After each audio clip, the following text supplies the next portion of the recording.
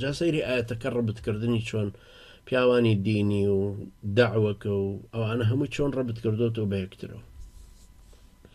چکە ئەگەر پارە تەرخان نەکرێت بۆ ئەم داوای چۆن بڵاوەکرێت.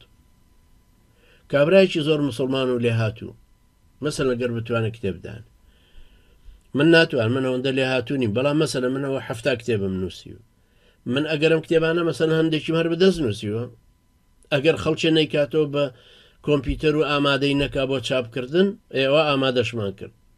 بەڵام ئێمە کە مەجموعەی خەڵکی فەقیر بووین و من نووسیوم یەکی کە نووسیوێتی و کردێتی بە کۆمپیوتەرێکە تەسمیمی کردو و یەکی کە ئامادەی کردو بۆ چاپ دیزایانی کردووە بەڵام ئەگەر پارەمان نەبوو چاپ ناکرێت کەوابوو ئیشەکان مەجموعەیەک خەڵک یەک کەس دەتوانێت پارەکە ئەوەش بدە ئەو کاتە داوەکەش زۆرتە بڵاو بێت و 1000 دانەی پێ چاپەکەین لانی کەم 5,000 کەسەی خوێنێت خواشی زانێت ئەو کتێبە درە چەند کەسەی خوێنێت بۆیە ناکرێ ینی ڕەبتکردنی داوەکە بەم مەجالانەوە خوای گەورە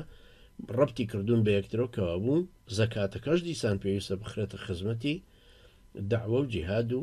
فەرمان بەچاکە و بەرهەڵستی لە خراپەکردنەکە خوای گەورە فەرمێ ولا يحسبن الذين يبخلون بما آتاهم الله من فضله هو خيرا لهم بل هو شر لهم سيطوقون ما بخلوا به يوم القيامة ئەو کەسانی سەرۆت و سامانیان هەیە و پیسکەی و ڕەزیلی و چروکی تیاکەن و لێی نابەخشن کە ئەشزانن خوای گەورە لە لوتفی خۆی و پێی بەخشیون باوان نەزانن ڕەفتارێکی چاکەکەن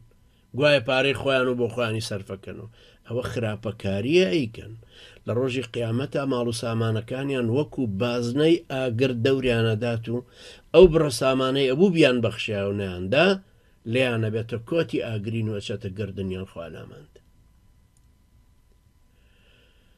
هەموو مسلمانێ خێری پێکرێ پێغەمبەری خوا عەلەیهی سەڵات و سەلام کە ئەی فەرموو خێر بکەن کابراەک خورمایەکی هێنا دەنکە خورمایەک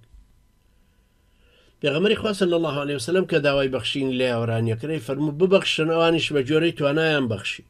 سەیدنا عوسمان خوا لێ ڕازی بە لە غەزای تەبووکە 300 حوشتری بە بار و تفاقی جیهادەوە بەخشی 300 حوشتر خواردن پۆشاک تیر و ڕم و شمشێر و قەڵغان و ئەوانە کە لەسەرێتی یاوەرێکیش چنگی خورمای هێنا هەرێکە بە مەقدارەوەی کە هەیەتی هێنێ خوشکێکی بەڕێزمان کاتێک کە ئەمەم باس کرد لەسەر منبەر لە مزگەوتی جیهاد ساڵی 92 بوو 93 بوو خوشکێکی زۆر بەڕێزمان بۆ ئێوارە هەر بە کۆڵ نەختێک چەند بڕەدارێکی هێناو داڕی بڕاوتی وەڵای مامۆستاجانمان هیچمان نەبوو لە ماڵۆنە پارەشمان هەیە بەڵام الحەمدوللا دارمان بۆ هاتووە لە لادێوە و ئەم دارانەم هێنا بۆ زۆپای مزگەوتەکە ئێمە وەکو چنگە خورماکەوایە پێغەمبەری خوا صلی الله علیه وسلم ئەی فەرمووی اتقوا النار ولو بشق تمرة واتە خۆ لە ئاگری دۆزەخ لادەن ئەگەر بە لەتە خورمایەکیش بێ ئێبرا لەتە خورمایەکی هەرچەنە لەتە خورمای ئەو سەردەمەی مەدینە بۆ نمونە چەند گەورەش بوو بێ بەڵێ لەوانەیە ژەمێک بوو بێ لەتە خورماکە بۆ ئەو زەمانە ئەوی هیچی نەبووە بیبەخشێ هانیێدا کە قسەی جوان بکە فەرموو الکەلیمەۃ الطەیبەۃ صەدەقە قسەی جوان خێرە ئێکەوا بۆ قسەی جوان بکە ئەنجا بۆ گشتگیری خێر و خێرات پێ فەرموون عەلە کولی مسلم صەدەقە هەموو مسلمانە خێرێکی لەسەرە فقالوا یا نەبی الله فمن لم يجد عرضان کرد ای پێغەمبەری خوا ئەدی ئەگەر نەیبوو قال يعمل بيده فينفع نفسه ويتصدق فەرمووی کاسبی بکات و پای بکە هەم سود بە خۆیە گێنێ هەم خێرەکەی لێکە قالوا فإن لم يجد عرضان کرد ئەدی ئەگەر نەیبوو قال يعين ذا الحاجة الملهوف فەرمووی یارمەتی کەسێکی داما و محتاج بدە قالوا فإن لم يجد